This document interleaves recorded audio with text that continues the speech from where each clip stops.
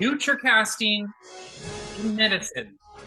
Where is AI taking us? Hello, my name is Philip Edgecombe, and I'm thrilled to be joining you today with my good friend, Ricky Hu. I'm a UBC radiology resident. Ricky is a UBC internal medicine resident, and we both have a background as graduates from the UBC engineering physics program and believe that technical innovation has the opportunity to really revolutionize and improve patient care.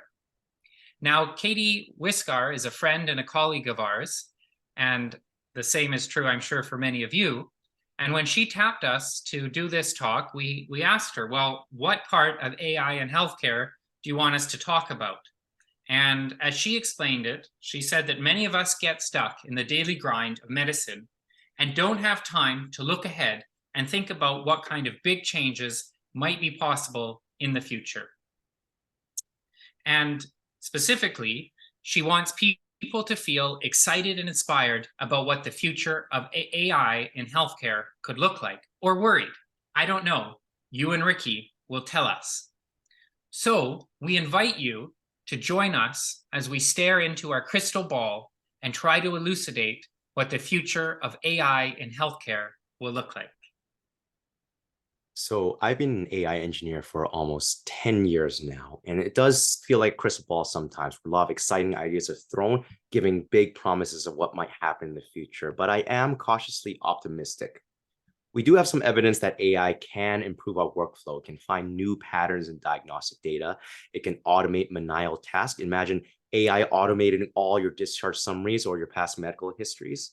But throughout all this, throughout all these promises, I think it's important to keep in mind that the ultimate goal, which gets lost sometimes in all the investor and innovation talk, is that the ultimate goal of AI is to improve patient care and help them get home safely.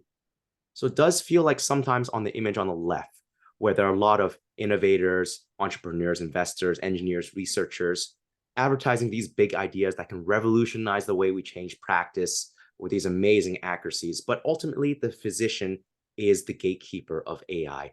Clinicians choose whether it's safe or not to use an AI tool, as with any medical tool.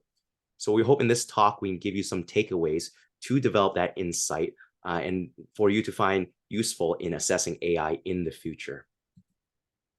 So let's take care of a few housekeeping items. The first is that neither Ricky and I have any conflicts of interest to declare. There's on this slide a link and QR code link to the slides of this presentation. And we've also included a link on this slide to a Slido poll so that you can submit your questions. And we will go over those questions, add them to the bottom of this presentation, and also include our answers. We've done this because we want to engage with you. We recognize that there's a lot of expertise of the attendees of the conference, and we want to have a conversation so that we can collectively work towards defining a vision for the future of AI in healthcare. So we've just covered an introduction. Next, we'll go into a clinical vignette. We'll show what AI in action in healthcare looks like, and then we will cover Gatekeeper 101. We want you to be able to answer this question. Is the AI that you are considering or being asked to consider using safe and reliable? So let's start with a clinical vignette. And to set the scene, I want you to close your eyes and imagine that you're a junior ICU resident just trying to get through the night and keeping yourself and your patients alive. And in this scenario, imagine that you're on the ICU and you get an alert that is telling you that within the next 4 to 6 hours, one of your patients, the patient in bed 7, is potentially going to become hemodynamically unstable. So you head over there to assess the patient, and you pull out the ultrasound probe that was assigned to you at the start of your rotation, and you do a quick echocardiography study, and you're still not clear why this patient might become hemodynamically unstable. So at this point, you connect into the cloud. You pull out your smartphone and connect to ChatGPT. After giving a short summary of the patient status, ChatGPT comes back and suggests that due to the patient's low white blood cell count, it suspects that one of the novel therapeutics that the patient is on may be causing this, and goes as far as to say that giving the patient some granulocyte colony stimulating factor may help to preempt the patient becoming hemodynamically unstable. So in that vignette, the AI, which in this case is ChatGPT, actually suggests a diagnosis and treatment plan. The crazy thing is, all of those tools that we just talked about are available today. And 2 of them are FDA approved. And the crazy thing is that those represent just 2 of 521 FDA approved medical AI devices that are on the market today. So having seen 4 different AI tools in action, I guess the conclusion is that AI in healthcare is just going to be bringing about a great dance party, good times, and good patient care. Well, the reality is that the story is a bit more complicated. So we went through several examples in that clinical vignette, but with any medical tool, it first comes through the gatekeeper as the physician to analyze whether that tool is useful or not. Now, it might be daunting to analyze an AI tool because of all the math behind it, but there's a remarkable amount of insight we can get just by using basic fundamentals. And this recipe involves just 5 elements. First, identifying what the input to the AI is, whether it's a medical image or whether it's laboratory values. Next is identifying the output. What is the AI trying to do or try to predict? Is it a classifier where it tries to predict a diagnosis? Is it a regression tool to predict a time to event? And then the third step is to understand the validation of the AI and how it was tested. What patient population was it tested on and what the gold standard was. And from that, we can already deduce the strengths and limitations of that AI tool to ultimately assess its clinical utility. So we can do a deeper dive into 3 of those examples. The first was an example called Clue ICU. This is an FDA-approved device that takes an input of 26 to 80 discrete lab values, exam signs, such as their hematology or the electrolyte profile. And their task or output is to predict respiratory or hemodynamic instability about 46 hours in advance. This sounds great, right? But we want to assess this validity, step number 3. Now, because it's proprietary, all we have are the FDA approval documents, which if you read closely, have a sensitivity of around an average 53 to 57%, probably the upper bounds of around 60%. And the lead time is anywhere from 2 hours to 6.3 hours. So certainly, this is important information for the clinician. Is that sensitivity enough? Or is that lead time valuable? That is the insight required to know if this tool is valuable in your practice. The other example has a bit higher accuracy. It's by a company called Caption Health, where they take an input of an echo image, and their technology provides an output of automated echo measurements, such as the ejection fraction or the ventricular diameter, with about accuracy of around 85 to 90%. So certainly you can imagine how this is useful if you're doing a bedside echo and you don't have a sonographer or a cardiologist on hand, and you want to assess the patient's ventricular systolic function. So this is exciting technology, but certainly it does have its limitations as well with all the other AI technologies. And to go through some of those limitations, it's useful to go through the third example, which is more of an academic example. It's a technology developed by researchers at UBC to automatically assess the quality of echocardiograms. Now, this was published in IEEE TMI, which is the top medical image engineering journal. So their technology, if we go through that recipe again, their input was 2D TTE videos. The output was a quality score from 1 to 5, where 5 is excellent quality echo image. And the way they validated it was that they trained and tested on around 6,900 frames. And they compared these automated quality assessment scores with a cardiologist scoring them. So from this, because we have more information, we can infer its strengths and limitations. So the strength is when you look at the accuracies, it's similar to inter-observer error. It's automated and it's interpretable. As internal medicine residents, we're told to be wary of doing bedside echo because of how difficult it can be. But imagine if I do this and I see a live stream telling me how good my scans are. So that will improve the diagnostic utility of my POCUS skills. Of course, the limitations, as with any AI algorithm, is external validation, which is a very common limitation in that these algorithms need to be tested on different patient populations, different institutions, and with different machines. and also with different users. So all these images were taken with sonographers. So it would be useful to see how this performs with a novice user, like a junior internal medicine resident, for instance. Now, today, no discussion about the future of AI in healthcare is complete without discussing large language models. Now, in November 30th, 2022, ChatGPT 3 was released to the world, and it was a paradigm shift, and the world really changed. And what makes ChatGPT so good? Well, it starts with the fact that it's a big neural network. We don't know for sure, but it's rumored to have 1.6 trillion parameters in its neural net. And a parameter represents the strength of a connection between one of the nodes or neurons in the deep neural net, which makes up ChatGPT.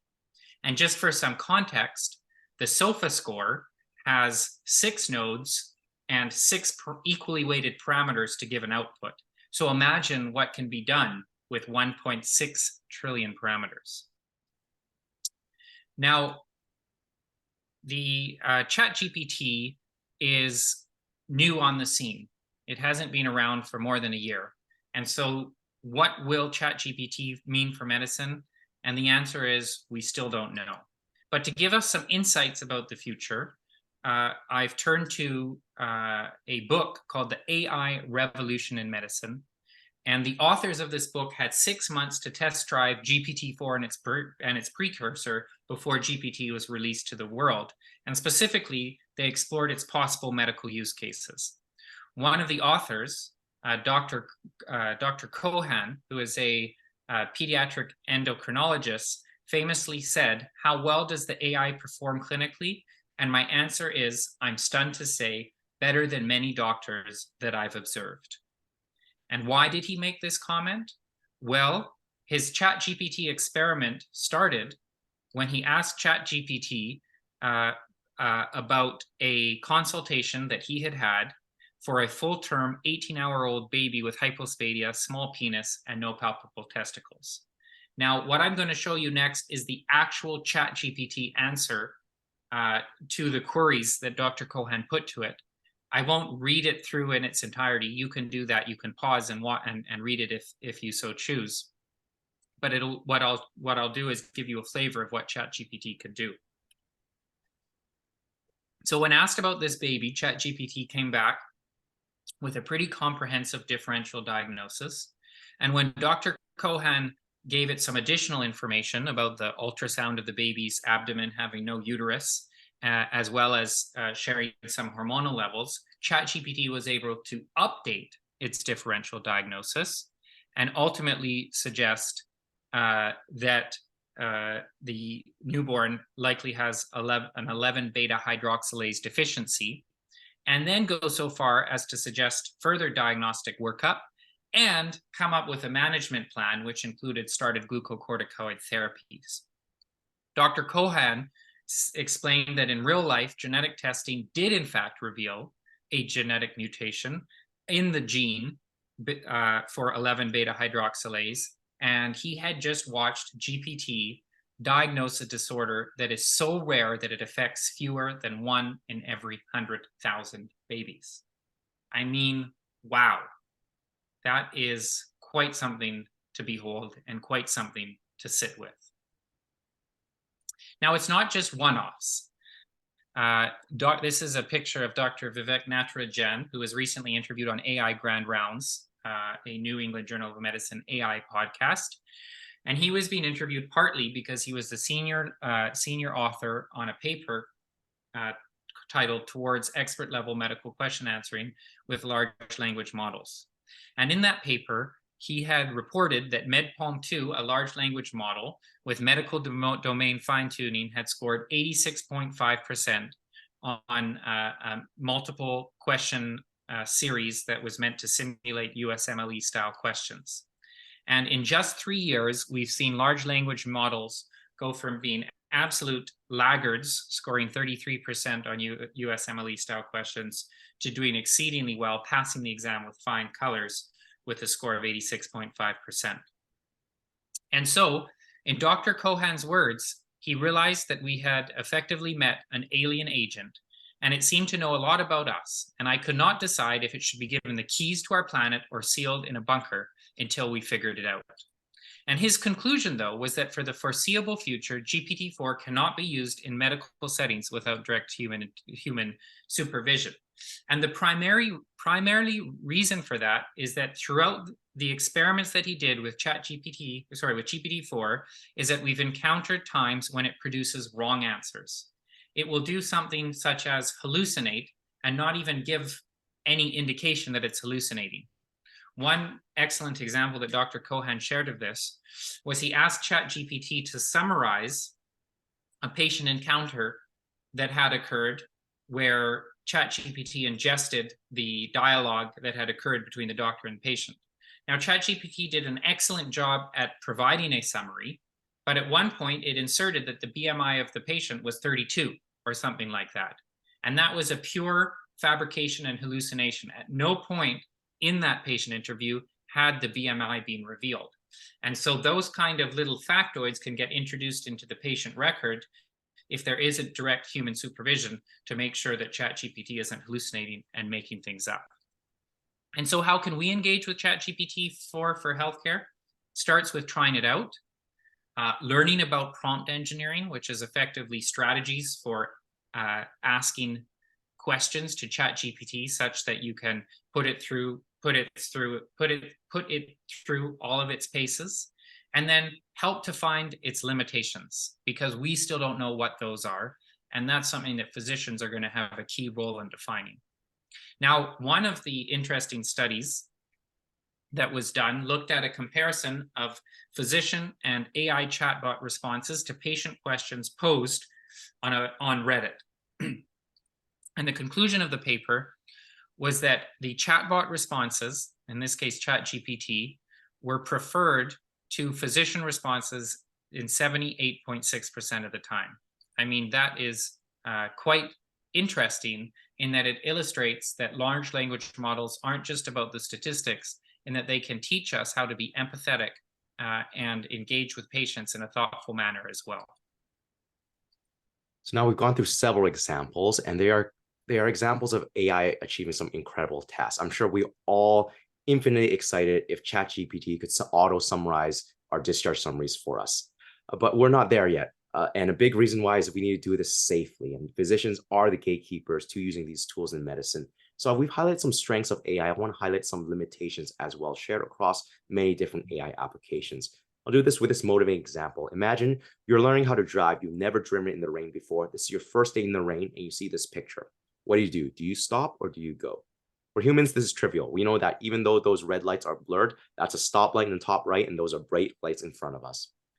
For an AI, if they haven't seen driving in the rain before, or if they have, but they haven't seen this amount of rain, this is an exceptionally difficult scenario for AI to do, because it might recognize a stoplight as a red closed contour. And now we see those raindrops breaking that contour, introducing some blurry white specks onto that red circle. And AI will be thrown off. It might not recognize that as a stoplight, because AI needs to be trained on these specific scenarios. This is a big reason why this and doing left turns or driving in the snow is a big reason why self-driving cars aren't ubiquitous yet, even though they were promised to us by the end of 2019. This is the challenge of generalizability. Humans are great at this. We can read a textbook, we can learn from class, and then we can go to the clinical setting. With some practice, we can start inferring how to treat the general population. AI can identify some incredible hidden patterns, but it needs to be exposed to some large amounts of data that are representative of those patterns. And this is particularly relevant to neural networks, which are very complex, which makes them be able to identify hidden patterns, but also makes them very sensitive. So Ong and Evtimov showed that if you blur a speed limit image, the popular neural networks, they misinterpret it as a different speed limit. Or if you add some deformities like a white triangle on a stop sign, it misinterprets it as a speed limit sign. Now, this is shown during the advent of all the publications in COVID. We were inundated with AI studies in 2020. I remember having to review 5 to 10 papers every single week. And this study, fortunately, coalesced all those papers in a systematic review and showed that the majority of them had high risk of bias, and the reported performance were overstated when you use actual rigorous mathematical analysis on their statistics. Now, that's an example of AI not working as well as we want, but certain times AI works a bit too well. So in this study, they developed an AI model using very standard neural networks to predict race from chest X-ray. They were able to do so with 95 to 98% accuracy in a good data set. And the scary thing was that when the engineers tried to figure out what the AI was looking at, we couldn't figure out. We didn't know. It wasn't as obvious as the AI looking at the bone size or the lung volumes. There's something hidden in these details the AI was using to differentiate race at high success. Danger in this is that means AI can be abused and discriminate without us knowing how. Now, the question is, how do we prevent this? So developing good, responsible AI is still an active area of research that is a difficult area of research given the speed of AI advancement. But there are some tools that have been developed that we'll leave you with to keep in your pocket to serve as good checklists to assess AI. One of them is called the tripod statement. You might be familiar with this. This applies to any predictive study and gives a criteria to assess if the study was executed with data science best practices, such as describing how the predictors were handled in the analysis. Another popular tool is the PROBAS tool, and this provides signaling question to assess the risk of bias in these models, such as was the outcome defined appropriately or were predictors excluded from the outcome definition. A lot of credit goes to internal medicine, as you see from these journal titles, because internal medicine internists are the experts at developing nomograms and statistics for predictive analysis. And AI at the core is advanced statistics and data science. So now AI is not all cold and unfun statistics. AI can be impressive and fun at the same time. So this example here is artwork where the user told an AI to draw superheroes in the theme of different subspecialties. And you see some recurrent societal themes here. Cardiology has a big heart-shaped shield. Radiology is this big, all-knowing, foreboding creature in the background. Certainly this example, when AI is not restrained by medical ethics of how wild and crazy and impressive AI can be, producing this level of quality of art.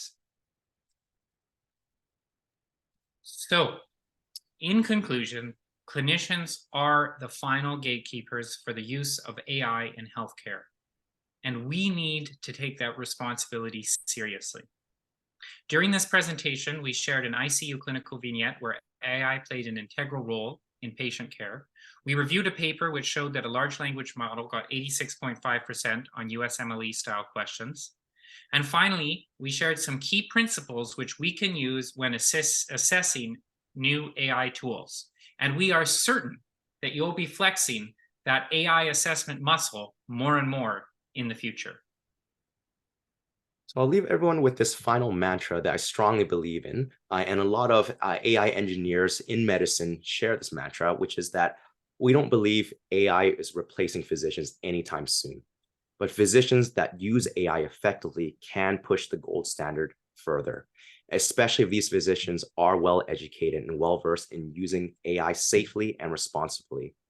And I believe that this is the future where physicians and AI work hand in hand with interesting clinicians like you all. So I'd like to thank all of you for your interest and your attention, and I'm very excited to share this journey developing AI and innovating patient care with you in the future. Over and out.